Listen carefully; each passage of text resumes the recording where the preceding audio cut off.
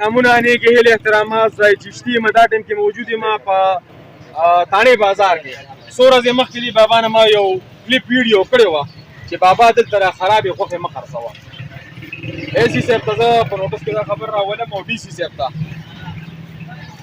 دا غوښه چې کومه ده دا مکمل خرابه ده.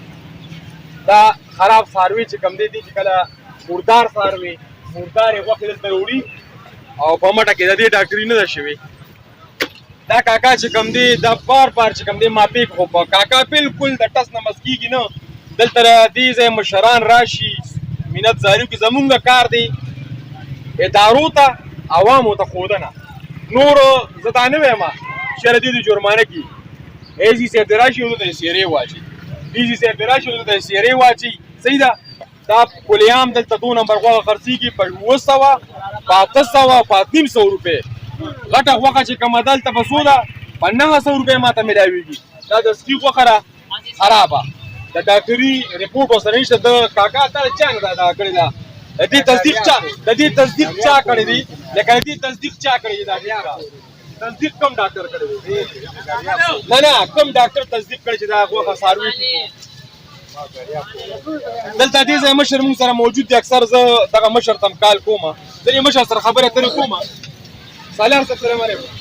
سالار صاحب دا راته ووایه چې ستا بچي شته نوڅي دې شته کور دې شته ایماني ووایه دا غوښه ته خپل کور ته وړي په خپلو بچیو یې خوري ایماني به خبره کوې د ایمان په ځای به ګوته نه کړي. ټیک پکې غوښه نه اخیسته او بالکل د ګزارې په حساب باندې غوښه ده او د دې دلته دا ویو بار ملګري ورته ویلي دي او موږ هم ورته ویو چې که خدای خاطر وکړي دا کوم کسان چې دې بازار کې ټول نه سي یو کستا دپاره نه دا شین مه راوړی خراب شین مه راوړی دا زموږ بچي خوري دا موږ دا دارونه خوري زموږ دا قومې خوري د دې پورې موږ پر ټول مکمل کړو دې غم وکړي او ای صاحب تاسو ته مې دا ټیک ویو چې شاه صاحب وویلي دا د عمر قصاب دې پېژنم سلیکټ یې پېژنم ډېر نه پېژنم. کله زه خستم نو قرآن ورکومه چې ته په خپلو بچو دا غوښه خورې. نه ایمان په دې به بالکل په خپلو بچو دا غوښه خوري نه خورې پې دا کاکا ټیک کار کوي غلط کار کوي. غریب په مجبورۍ کې دي به شوکه کوي چې د ده کار روزګار نه دی به ټاکه کوي دی به خلک شو کوي. نه دی به آیس خرڅوي دی به چرس خرڅوي چې مجبوره شو دی به ته به شوکې کوې داګي به کوې حلاله مزدوري به کوې. دا حلاله مزدوري ده. دا خلک ولاړ دی دلته ما ته کاکا ووایه چې یو سړی مجبوره شو که نه او د هغه کار روزګار نه وي هغه شوکې کوي داګې به کوي 2 نمبر غوښې به خرڅوي. دا څه کوي دا خلک؟ صبر دي دا ټول مشران د دې ځای ولاړ دي ولاړ دي. دا غوښه تاسو وړئ دا تاسو به بچو خورئ.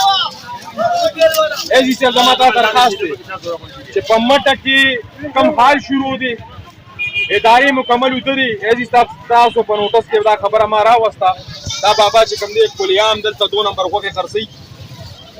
دا ویډیو زه په دې نه کومه چې د سره زما دښمني ده. دا کاکا ما یو ځل نه 10 ځله پې کړی دی. کاکا غلط کار مه کوه. دلته دا مټه مغلخیل ماشوم بچي په بیمارۍ پروت دی.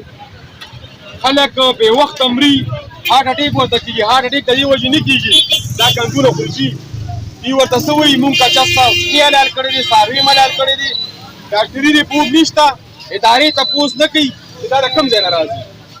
مهرباني کوئ زما په دې ویډیو باندې ډي سی صاحب ته مې چې دې خلاف کاروي.